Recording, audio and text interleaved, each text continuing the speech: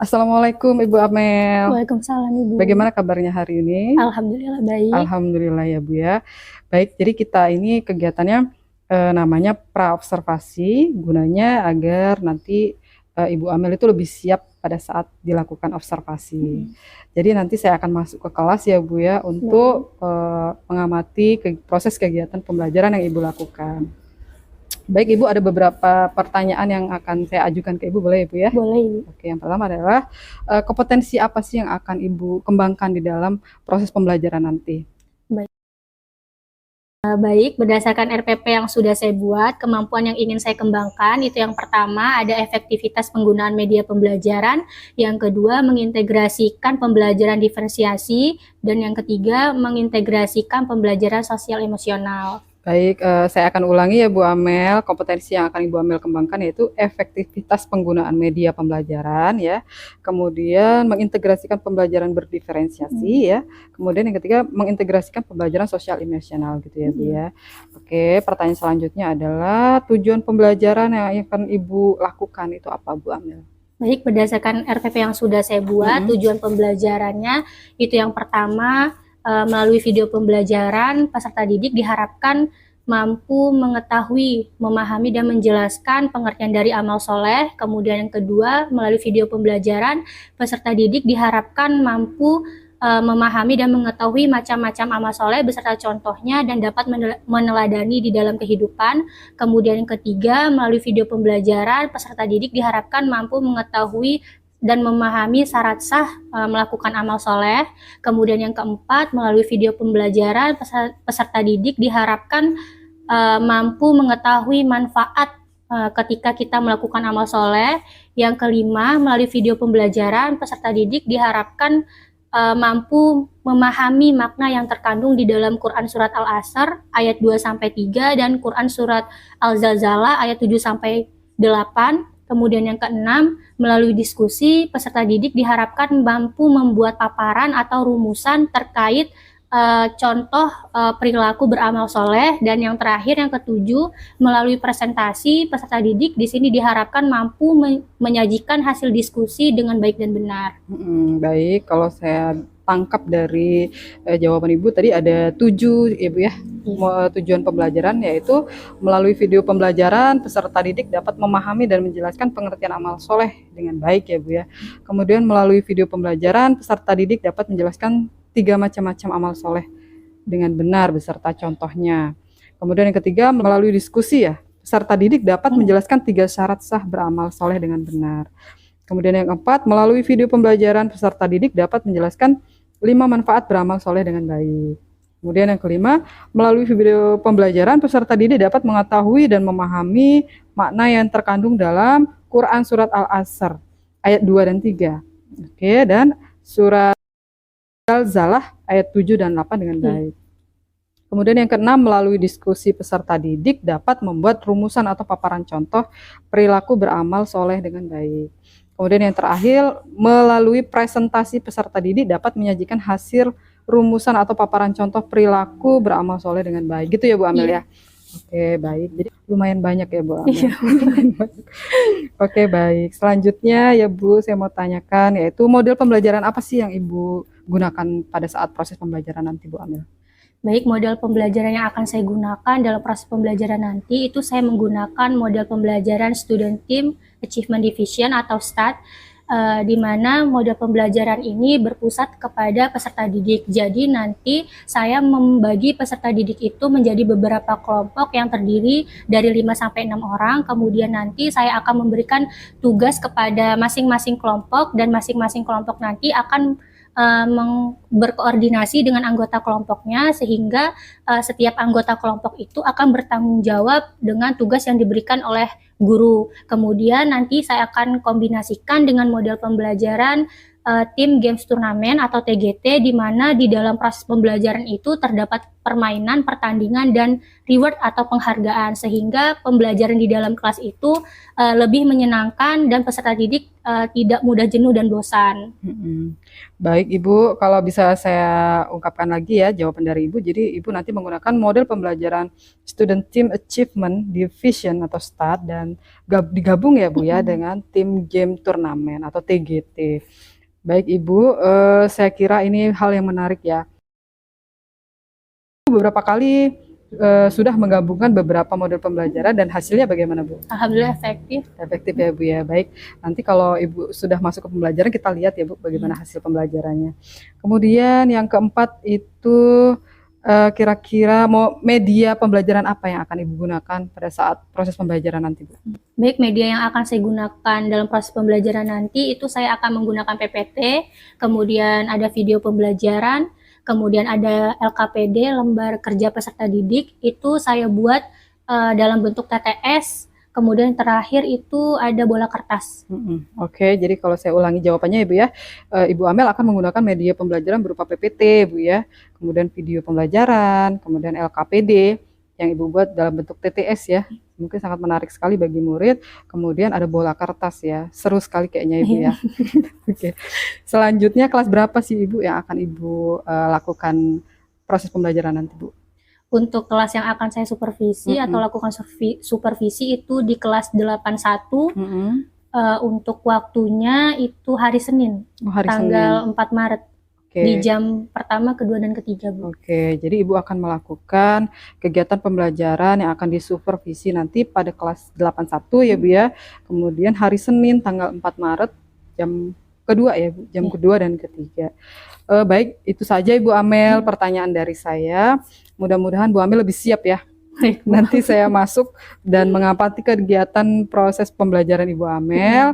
Saya akan lihat kemampuan atau kompetensi yang Ibu kembangkan muncul atau tidak. Dan nanti setelah disupervisi, mungkin kita akan ngobrol-ngobrol lagi ya Bu ya. Itu namanya kegiatan pasca observasi. Di situ nanti saya akan mengungkapkan bagian-bagian yang tidak nampak, ada kemampuan yang akan dikembangkan, dan kemampuan yang sudah Ibu lakukan itu sudah nampak atau Ibu sudah menguasai di sana. Itu saja Bu Amel. Terima kasih atas waktunya, terima kasih kesempatannya, sudah ngobrol-ngobrol banyak ya kita Bu ya. Mudah-mudahan kita sama-sama menjadi lebih baik. Baik, terima kasih dan saya akhiri. Assalamualaikum warahmatullahi wabarakatuh. Waalaikumsalam warahmatullahi wabarakatuh.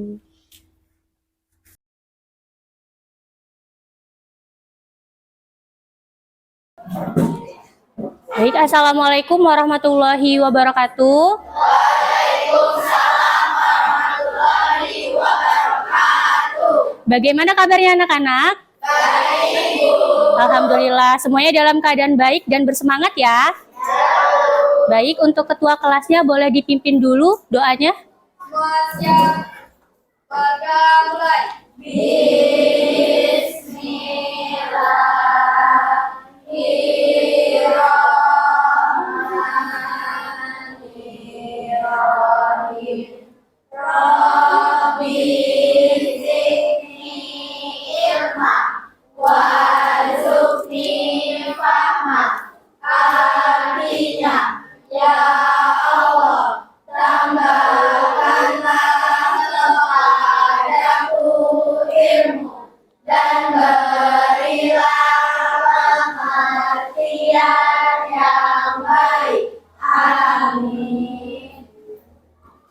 Baik, Ibu absen dulu. Aira, Alfa, Alman,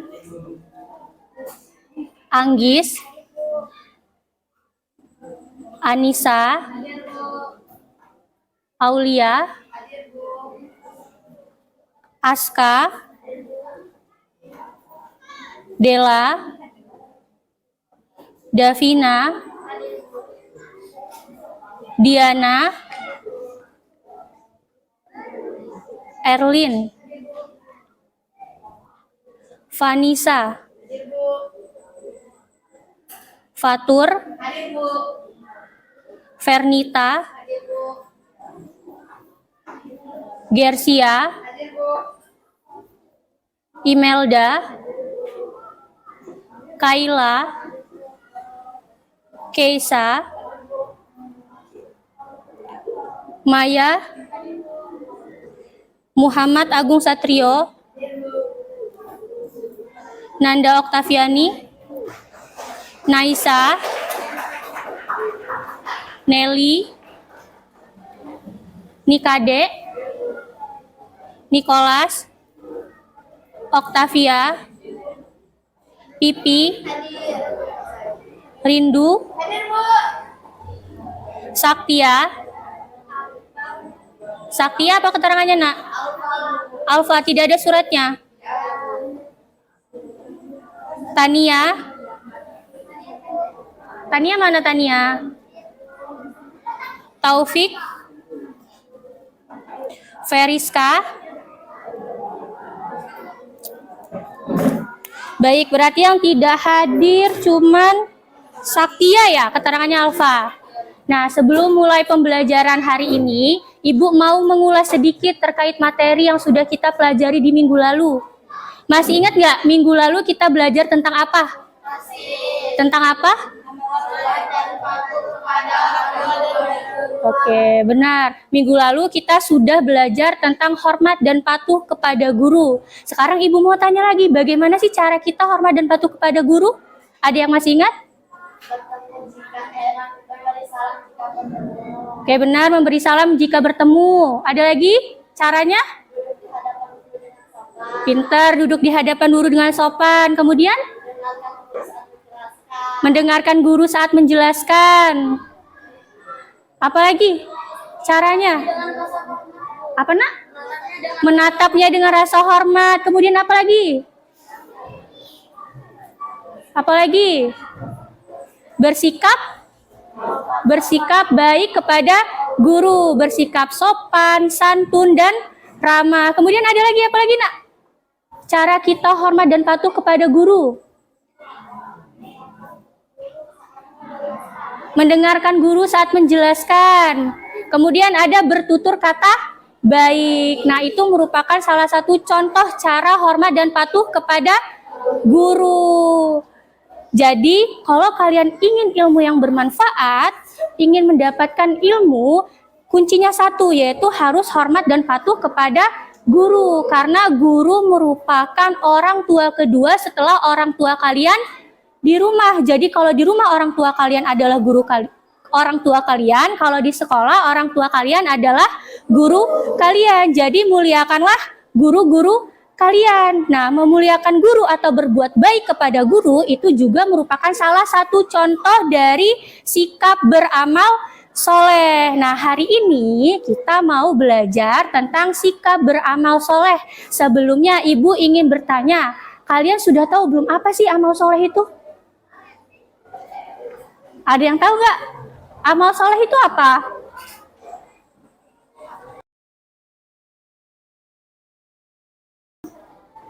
Apa, Nak? Iya benar, amal soleh perbuatan baik. Kemudian apa lagi, Nak? Amal soleh itu apa? Ada yang tahu?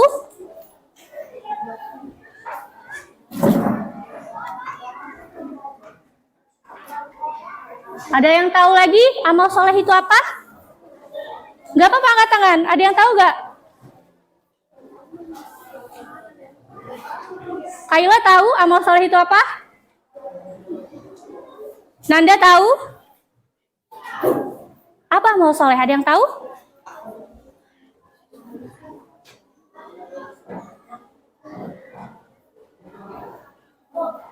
Apa? Yaitu menjalankan perintah Allah Subhanahu wa taala dan meninggalkan larangan Al-Qur'an dan ibadah lainnya. Oke, benar. Boleh meninggalkan larangan Allah Subhanahu wa taala dan menjalankan ibadah yang diperintahkannya. Selain itu apa lagi? Terhadap manusia, yaitu menjalankan hak dan kewajiban terhadap sesama manusia, contohnya adalah memberikan hukuman, bersikap ramah dan bertutur kata yang santun dan menolong kaum tua Oke, benar. Ada lagi nggak yang lebih jelas lagi? Amal soleh itu apa? Pengertian dari amal soleh ada yang tahu nggak?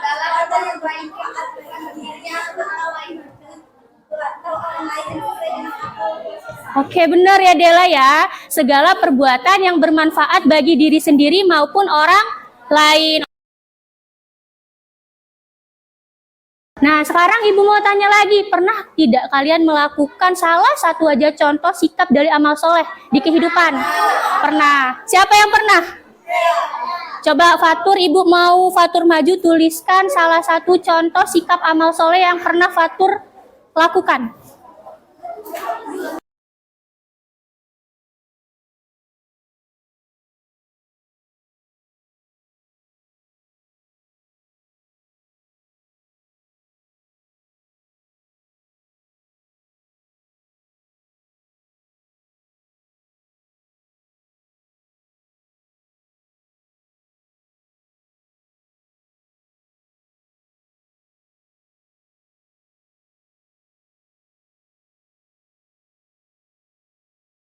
Kalian bisa mengetahui dan memahami apa sih pengertian dari amal soleh. Kemudian tujuan pembelajaran selanjutnya yaitu kalian bisa mengetahui dan memahami macam-macam amal soleh berserta contohnya dan dapat diteladani di dalam kehidupan. Kemudian yang ketiga, kalian dapat memahami dan mengetahui apa saja manfaat dari bersikap amal soleh. Dan yang terakhir, kalian dapat mengetahui dan memahami apa sih makna yang terkandung di dalam Quran surat Al-Asr ayat 2-3 dan Quran surat Al-Zalzalah ayat 7-8. Nah, nanti di dalam pembelajaran Ibu akan membagi kalian menjadi beberapa kelompok yang setiap kelompoknya itu terdiri dari 5-6 orang dengan penilaian. Yang pertama yang akan Ibu nilai nanti yaitu ketertibannya. Kemudian yang kedua yaitu kekompakan kelompoknya. Dan yang ketiga yaitu bagi anggota kelompok nanti yang sering menjawab pertanyaan yang Ibu berikan dan yang berani menanggapi atau menambahkan pernyataan dari kelompok temannya nanti yang maju saat presentasi akan Ibu kasih bintang. Kemudian di akhir pembelajaran nanti akan Ibu nilai mana sih kelompok yang paling tertib, kemudian yang paling kompak. Silahkan nanti duduk sesuai dengan anggota kelompoknya. Yang pindah itu hanya tubuh kalian, buku dan alat tulis saja. Jadi tasnya biarkan di situ. Paham? Untuk kelompok 1 ditulis.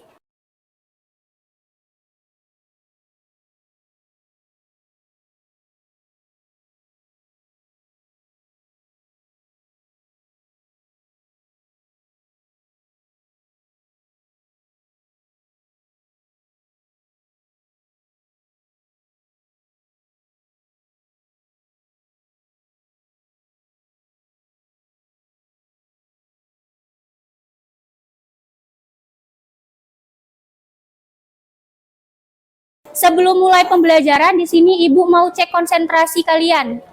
Ibu punya ice breaking namanya ikuti kata Ibu. Ingat cluenya ikuti kata Ibu. Jadi kalau misalkan Ibu Amel nanti bilang angkat tangan ke atas, berarti tangannya diangkat ke atas. Kalau Ibu bilang angkat tangan ke depan, berarti tangannya diangkat ke depan. Kalau Ibu bilang tangan ke samping, berarti angkat tangannya ke. Kalau Ibu bilang tangan ke bawah, berarti tangannya. Kalau Ibu bilang tangannya diputar, berarti tangannya. Kalau Ibu bilang stop, berarti tangannya berhenti. Paham? Kita mulai coba ya. Sekarang boleh berdiri dulu semuanya.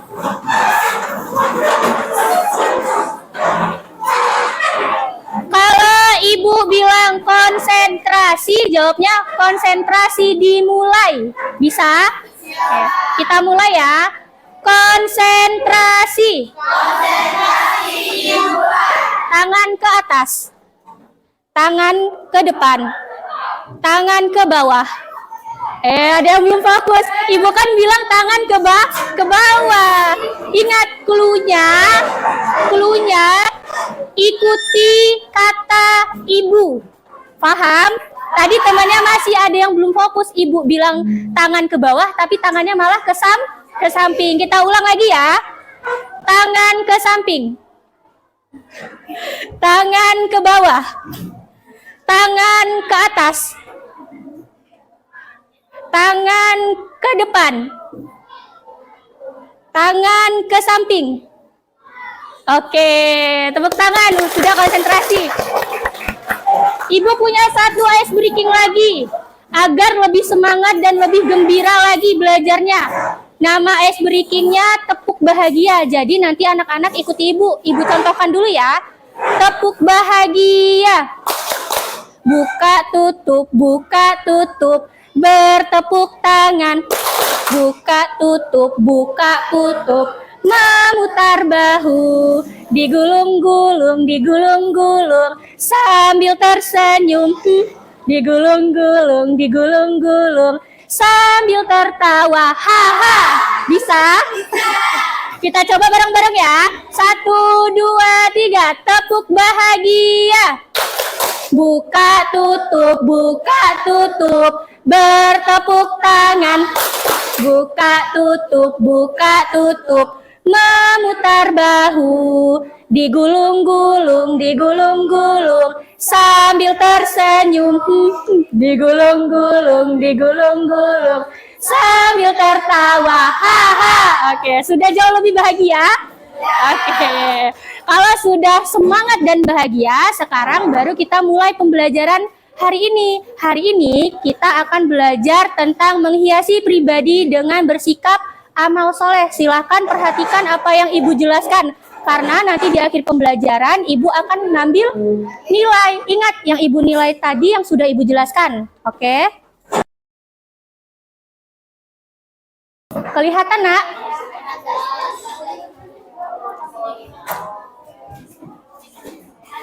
Oke, hari ini kita mau belajar tentang sikap amal soleh.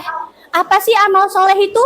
Amal soleh itu secara bahasa berasal dari kata amilus, yang artinya segala sesuatu perbuatan yang dapat mendatangkan manfaat bagi diri sendiri maupun orang lain, yang sesuai dengan akal rasional, Al-Quran, dan As-Sunnah. Maksudnya sesuai dengan akal rasional apa, Bu? Maksudnya sesuai dengan akal sehat kita sebagai manusia yang mempunyai keimanan, yaitu sehat jasmani dan rohani. Kemudian yang sesuai dengan Al-Quran maksudnya apa? Berarti Al-Quran dapat kita jadikan petunjuk atau pedoman dalam melakukan amal soleh. Kemudian sesuai dengan As-Sunnah. Di sini sudah tahu belum As-Sunnah itu apa? As-Sunnah itu semua perkataan maupun perbuatan atau sikap yang dilakukan oleh Nabi Muhammad SAW atau para sahabatnya terdahulu. Contohnya apa, Bu? Contohnya adalah hadis-hadis sahih yang sudah pasti kebenarannya yang sering kita jumpai di dalam kehidupan. Jadi hadis juga dapat kita gunakan sebagai petunjuk atau pedoman dalam melakukan amal soleh. Nah, itu pengertian dari amal soleh, yaitu perbuatan yang bermanfaat bagi diri sendiri maupun orang lain yang sesuai dengan akal rasional, Al-Quran, dan As-Sunnah. Sampai sini paham? Kemudian selanjutnya, antara iman dan amal soleh itu saling berkaitan, Nak. Jadi mereka adalah satu kesatuan yang tidak bisa dipisahkan. Maksudnya apa, Bu? Maksudnya jika kita memiliki keimanan yang kita miliki itu harus diikuti dengan amal soleh. Begitu juga jika kita melakukan amal soleh, maka harus dilandasi dengan keimanan yang benar. Contohnya, Ibu kasih contoh. Misalkan ada seseorang, dia memiliki keimanan, tapi keimanan dia itu tidak pernah diikuti dengan amal soleh. Maka keimanan yang ia punya itu tidak ada artinya atau percuma. Misal, Ibu Amel. Ibu Amel ini memiliki agama ibu, agama Islam. Ibu mempunyai keimanan, ibu beriman kepada Allah. Tapi ibu tidak pernah melakukan ibadah kepada Allah. Ibu tidak pernah sholat, ibu tidak pernah mengaji, misalnya ibu tidak pernah berbuat baik, ibu tidak pernah sedekah atau menolong sesama. Itu yang dikatakan keimanan seseorang apabila tidak diikuti dengan amal soleh, maka amal soleh yang ia kerjakan tidak ada artinya atau percuma. Sebaliknya juga, Nak, jika amal soleh yang kita lakukan tidak dilandasi dengan keimanan yang benar, maka amal soleh yang kita lakukan itu tidak ada nilainya di mata Allah, Tuhan yang menciptakan kita. Contohnya bagaimana? Contohnya, misalkan Ibu Amel. Ibu melakukan amal soleh setiap hari. Ibu rajin melakukan amal soleh. Ibu selalu sholat. Ibu selalu bersedekah ke masjid. Ibu selalu berbuat baik kepada sesama. Tapi semua itu ibu lakukan dengan niat agar ibu mendapatkan pujian dari orang lain. Bukan ikhlas karena Allah, bukan untuk mendapatkan ridho dari Allah. Ibu lakukan semua itu karena agar tetangga-tetangga Ibu Amel itu tahu kalau Ibu Amel itu orang kaya yang banyak duit, makanya suka sedekah dan membantu orang. Nah, itu contohnya. Itu salah satu contoh seseorang yang melakukan amal soleh tapi tidak dilandasi dengan keimanan yang benar, maka amal soleh yang dilakukan tidak ada artinya. Bukan mendapatkan amal atau pahala, malah mendapatkan amal sayyi'ah. Nah, kalau amal sayyi'ah itu kebalikan dari amal soleh. Amal sayyi'ah itu perbuatan yang akan mendatangkan mudarat bagi pelakunya. Karena tadi kan tujuan Ibu Amel untuk melakukan amal soleh itu untuk agar tetangga ibu memuji ibu. Sama saja berarti dengan ria atau sombong. Kalau ria atau sombong berarti mendapatkan pahala atau dosa? Dosa. Berarti bukannya mendapatkan amal soleh, malah mendapatkan amal sayyi'ah. Jadi amal sayyi'ah itu kebalikan dari amal soleh. Sampai sini paham? Kemudian selanjutnya, perintah melakukan amal soleh itu sudah ada di dalam Quran surat Al-Asr ayat 2-3. Coba Ibu minta tolong bacakan Nanda, suratnya Nanda. Dan beserta artinya. Ayo Nanda.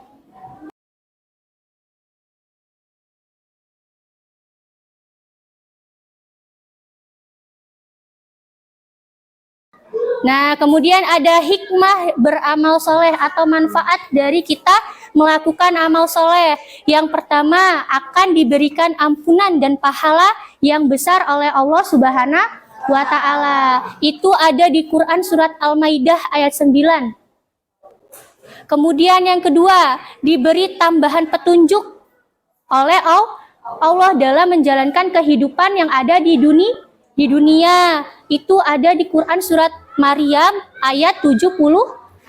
Kemudian yang ketiga, diberi kehidupan yang baik dan layak oleh Allah. Itu ada di Quran surat An-Nahl ayat 97. Kemudian manfaat yang selanjutnya, dihapuskan dosa-dosanya. Itu terdapat di Quran surat Al-Ankabut ayat 7. Kemudian yang terakhir, dijauhkan dari kerugian dunia dan akhirat. Ada di Quran surat Al-Asr ayat 2-3. Itu manfaatnya, Nak. Banyak kan manfaatnya? Banyak. Jadi sekarang Ibu nanya, mau nggak melakukan amal soleh dalam kehidupan? Mau. Jadi harus kita sebagai umat Islam harus berlomba-lomba dalam melakukan amal soleh atau amal kebajikan. Sampai sini paham? Oke, sampai sini ada yang mau ditanyakan?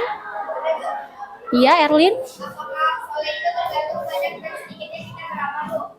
Misal Erlin bersedekah ke masjid 50.000, kemudian teman Erlin bersedekah 100.000. Apakah nanti pahala yang didapatkan teman Erlin lebih besar dibandingkan Erlin karena teman Erlin sedekahnya lebih banyak? Oke. Nah, di sini bagus ya pertanyaan Erlin. Erlin bertanya, katanya Erlin sedekah ke masjid ya 50.000. Kemudian temannya Erlin sedekah ke masjid itu 100.000. Apakah pahala yang didapatkan teman Erlin itu lebih banyak dibandingkan Erlin katanya? Oke, Ibu jawab. Nah, nilai suatu amal soleh itu tidak hanya tergantung dari berapa banyak dia beramal, tapi ditentukan juga dari keikhlasannya, Nak. Kalau misalkan teman Erlin yang bersedekah ke masjid itu misalkan 100.000, kemudian Erlin cuma 50.000, tapi di hati teman Erlin itu tidak ikhlas, tidak hanya untuk mendapatkan ridho dari Allah, cuman mau mendapatkan pujian seperti yang Ibu contohkan tadi itu percuma. Tapi beda halnya jika teman Erlin sedekah itu 100.000 lebih banyak daripada Erlin, tapi dengan ikhlas, ya mungkin pahala yang didapatkan juga lebih banyak karena Allah Subhanahu wa Ta'ala itu menyayangi umatnya yang melakukan amal soleh atau bersedekah itu sebenarnya tidak hanya dilihat dari banyaknya dia bersedekah, tapi dilihat juga dari keikhlasannya. Erwin paham? Oke, ada yang mau ditanyakan lagi? Cukup ya? Oke, kalau cukup, ini kan sekarang udah ibu bentuk kelompok. Nah, nanti ibu akan menampilkan video pembelajaran. Tugas masing-masing kelompok nanti menuliskan atau membuat rumusan atau membuat tulisan apa sih isi dari video yang ibu tayangkan. Setiap kelompok nanti video pembelajarannya akan berbeda-beda. Nah, untuk menentukan siapa yang mempresentasikan nantinya di video pembelajaran pertama, kedua, dan ketiga, di sini Ibu Amel punya bola kertas. Kemudian nanti bola kertas ini Ibu lemparkan ke arah kalian. Jadi untuk anggota kelompok yang terkena bola kertas ini atau lebih dekat dengan bola kertas ini, maka dia akan mempresentasikan video yang pertama. Kemudian untuk yang kedua, dari kelompok yang mempresentasikan video yang pertama tadi, nanti salah satu maju. Kemudian dia yang melemparkan bola kertas ini ke anggota kelompok yang lain. Berarti nanti kalau mengarahnya ke kelompok kalian, berarti dia akan mempresentasikan video pembelajaran yang dan begitu seterusnya. Paham? Oke, kita mulai ya. Sekarang dimulai dari Ibu Amel. Ibu yang akan melemparkan bola kertas ini tanpa melihat ke arah kalian. Untuk anggota kelompok yang dituju dengan bola kertas ini, berarti dia akan mempresentasikan video yang pertama. Siap?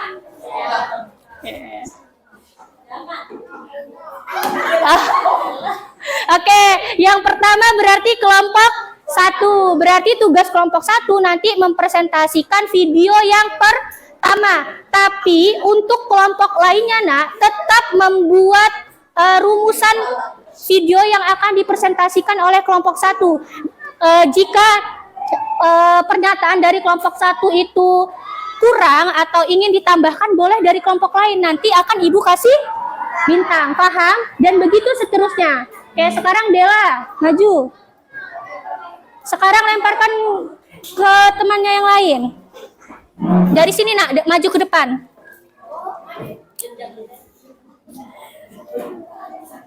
Terserah Dela mau lempar kemana. Oke. Itu kelompok berapa tadi? Kelompok 3. Berarti kelompok 3 nanti akan mempresentasikan video yang kedua. Oke, sekarang maju kelompok 3 salah satu. Sekarang lemparkan lagi tanpa melihat.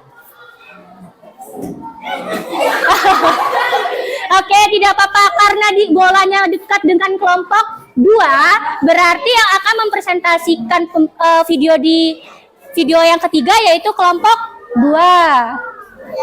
Oke, untuk kelompok 3 maju satu, nak.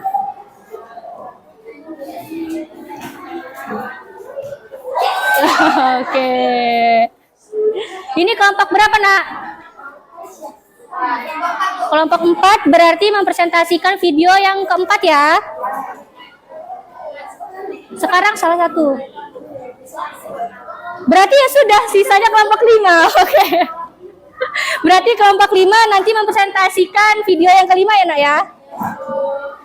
Tapi ingat kata Ibu dengan catatan, walaupun sudah ada tugas mempresentasikan video pembelajaran masing-masing, harus tetap memperhatikan video pembelajaran dari kelompok lain. Nanti setelah kelompok lain mempresentasikan, jika ada dari salah satu anggota kelompok yang ingin menambahkan, diperbolehkan. Dan kita mulai ya, berarti dari video pembelajaran yang pertama.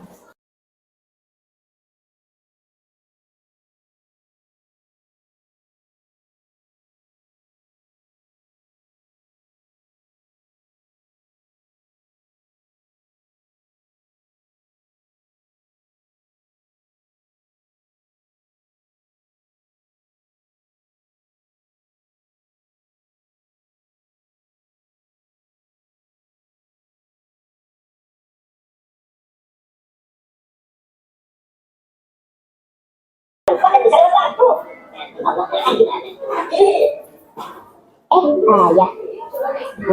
Kalau ikra di sholat ya Allah, insya Allah nanti pahalanya sudah. Nah, di dalam Quran surat Al-Asr ini, Nak, sudah dijelaskan katanya manusia akan berada di dalam kerugian apabila tidak melaksanakan 4 hal. Apa saja sih 4 hal itu? Yang pertama yaitu beriman kepada Allah. Kemudian yang kedua, beramal soleh atau melakukan kebajikan. Kemudian yang ketiga, saling menasehati dalam kebenaran. Dan yang terakhir, saling menasehati dalam kesabaran. Nah, di situ sudah dijelaskan beramal soleh atau amal kebajikan itu ada di urutan nomor 2. Jadi Allah Subhanahu wa taala memerintahkan kita, umatnya, hambanya untuk melakukan amal soleh. Ya, karena dunia ini adalah ladang pahala, Nak. Jadi sekecil apapun perbuatan baik yang kalian lakukan, nanti akan dibalas juga oleh Allah di akhirat kelak. Dan sekecil apapun perbuatan buruk yang kalian lakukan di dunia, nanti akan dibalas juga oleh Allah di akhirat. Itu sudah ada terdapat di Quran surat Al-Zalzalah ayat 7-8. Jadi ayo marilah kita berlomba-lomba untuk mengerjakan amal soleh atau amal kebajikan. Paham sampai sini? Sudah tahu ya, jadi makna yang terkandung di dalam surat Al-Asr dan surat Al-Zalzalah tadi yang sudah Ibu jelaskan. Nah, ini yang sudah Ibu jelaskan tadi. Kebalikan dari amal soleh itu adalah amal sayyi'ah.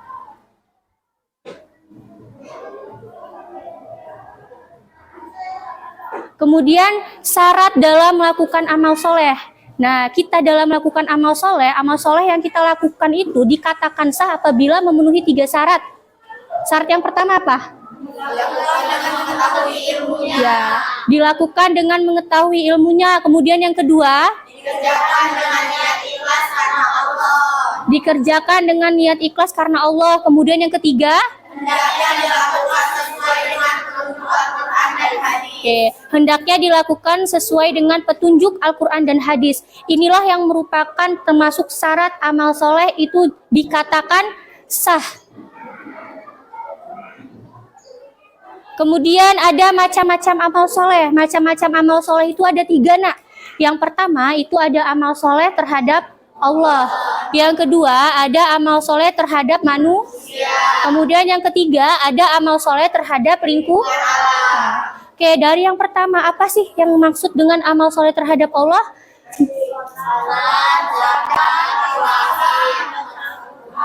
Oke, pinter. Itu contohnya ya, contoh amal soleh terhadap Allah berarti kita harus menjalankan perintahnya dan menjauhi larangannya. Contohnya apa, Bu, di dalam kehidupan? Contohnya rajin ibadah, mengerjakan sholat 5 waktu, kemudian zakat, puasa, berzikir, dan lainnya masih banyak. Jadi segala perbuatan yang berhubungan dengan Tuhan yang menciptakan kita, itu salah satu bentuk contoh amal soleh terhadap Allah. Kemudian yang kedua ada amal soleh terhadap manusia. Maksudnya kita harus melaksanakan hak dan kewajiban kita terhadap sesama manusia. Contohnya apa?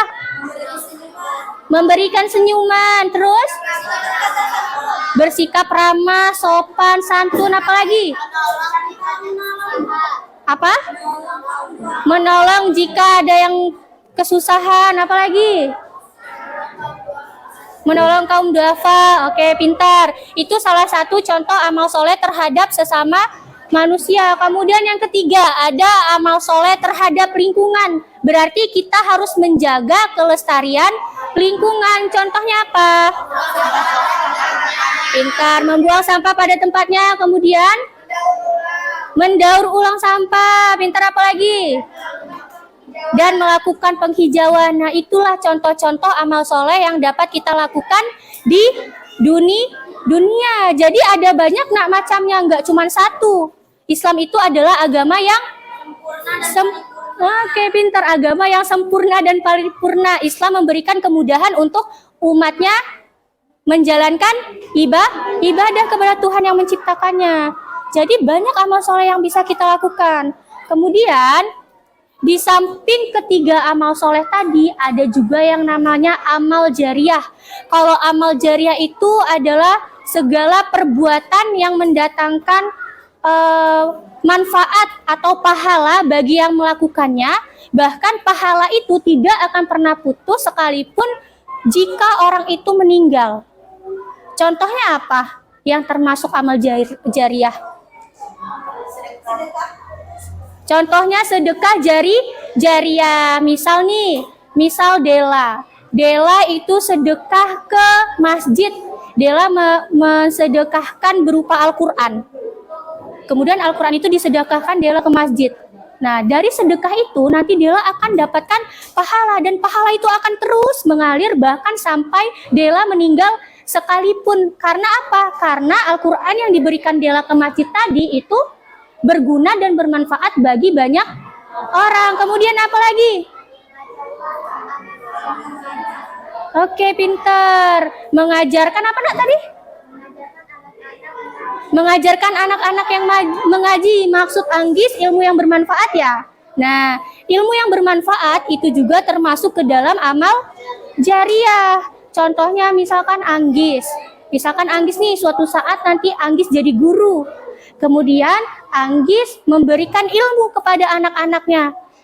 Ilmu yang diberikan Anggis itu menjadi ilmu yang bermanfaat, kemudian bisa disalurkan lagi kepada adiknya atau bahkan ke anak cucunya nanti. Nah, itu yang namanya ilmu yang bermanfaat. Jadi dari situ Anggis bakalan terus akan dapat pahala yang tiada putusnya. Sampai sini paham? Contoh lain apa? Apa nak? Oke, benar, doa anak yang solih dan solihah. Jadi kalau misalkan kita mau mendapatkan pahala jariah, amal jariah, salah satunya yaitu dengan menjadi anak yang solih dan solihah. Kalau kalian menjadi anak yang solih dan solihah, insya Allah orang tua kalian yang sudah meninggal pun bakalan tetap dapat pahala itu. Paham sampai sini? Jadi contohnya amal jariah tadi ada berapa? Ada 3. Yang pertama apa tadi? Sedekah jariah. Yang kedua, ilmu yang bermanfaat. Yang ketiga, oke, doa anak solih. Sampai sini paham? Oke, kita lanjut ya.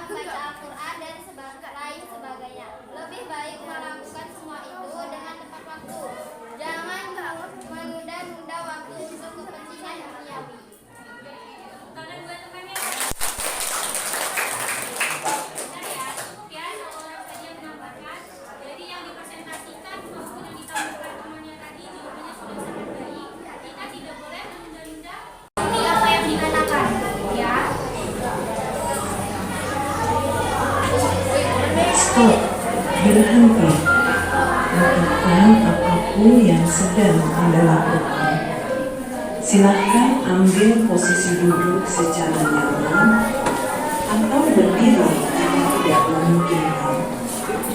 Rilekskan tubuh Anda mulai dari otot-otot wajah, bahu kiri dan bahu kanan, lengan atas pergelangan dan jari-jari.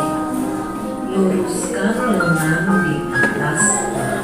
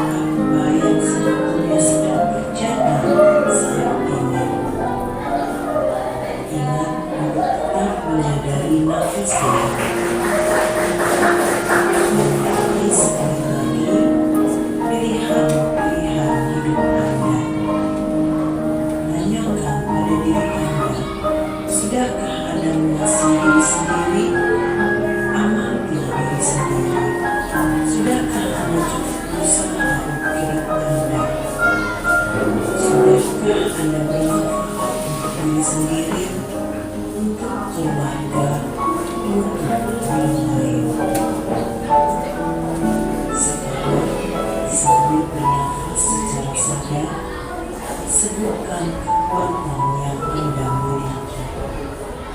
Sebutkan satu kekuatan sambil bernafas satu kali. Lalu sebutkan kekuatan lain sambil bernafas satu kali. Lakukan sebanyak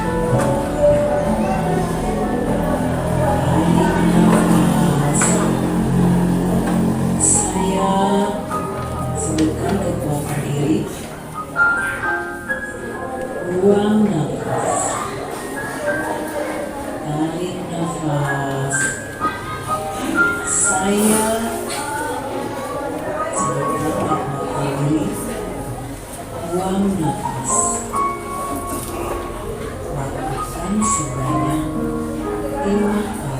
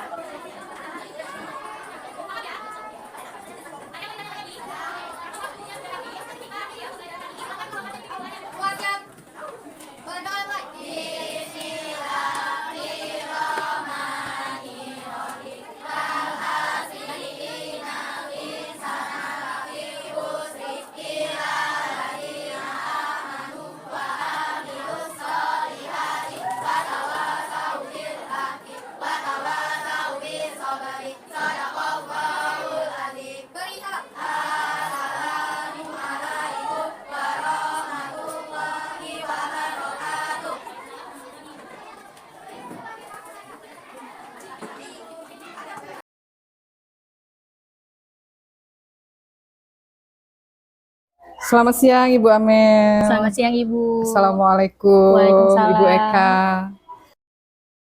Alhamdulillah kita hari ini sudah bisa berkumpul ya Bu di sini untuk melakukan kegiatan pasca observasi. Kegiatan pasca observasi ini bertujuan untuk merefleksi kegiatan-kegiatan sebelumnya, yaitu pra-observasi dan observasi. Baiklah Ibu Amel, ada beberapa pertanyaan yang ingin saya ajukan ke Bu Amel ya Bu ya. Oke, menurut Ibu bagaimana perasaan Ibu setelah melakukan kegiatan observasi pada tanggal 4 Maret kemarin ya Ibu ya? Baik, kalau untuk perasaan saya sendiri, alhamdulillah sudah sangat plong dan sudah sangat lega karena sudah melakukan observasi bersama Bu Fitri kemarin.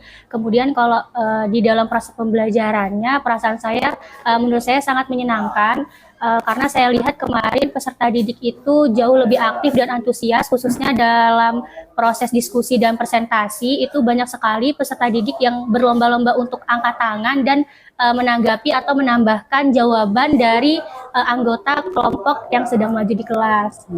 Baik, Ibu bisa ceritakan kembali nggak tentang area pengembangan kemampuan yang Ibu lakukan di dalam kelas tersebut Ibu? Kalau untuk area pengembangannya yang sudah saya lakukan dalam proses pembelajaran kemarin, itu ada 3. Yang pertama, efektivitas penggunaan media pembelajaran. Kemudian yang kedua, mengintegrasikan pembelajaran diferensiasi. Dan yang ketiga, mengintegrasikan pembelajaran sosial emosional. Oke, baik. Jadi Ibu sudah melakukan area pengembangan kemampuan, yaitu penggunaan media yang efektif ya, terus mengintegrasikan pembelajaran diferensiasi dan mengintegrasi pembelajaran sosial emosional ya Bu ya. Bu Amel bisa ceritakan juga langkah-langkahnya Ibu dalam melakukan pengembangan kemampuan tersebut Ibu Amel?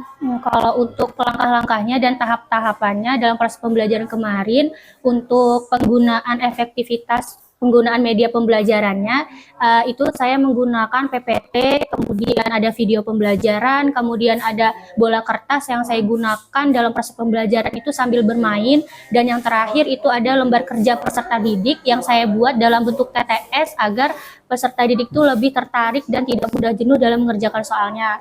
Kemudian yang kedua ada mengintegrasikan pembelajaran diferensiasi. Dalam proses pembelajaran kemarin, di akhir pembelajaran, saya memberikan penugasan kepada peserta didik, kemudian peserta didik dapat mengumpulkan tugas itu sesuai dengan minat dan bakatnya mereka masing-masing. Jadi bisa dalam bentuk video, lagu, tulisan, maupun poster. Jadi saya menggunakan pembelajaran diferensiasi produk.